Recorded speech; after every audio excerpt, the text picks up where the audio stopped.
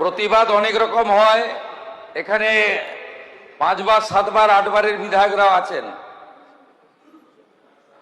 এই রকম অসভ্যতা আমি বিধানসভায় আমরা আগে দেখিনি।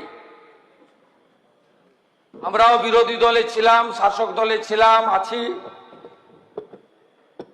মাননীয় আখরুজ্জামান সাহেব এই বিধানসভার অনেক দিনের মেম্বার, প্রাক্তন মন্ত্রী।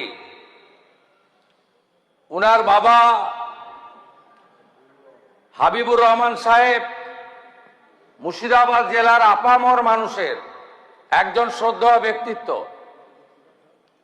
আজকে যেভাবে মমতাপন্থী তৃণমূলের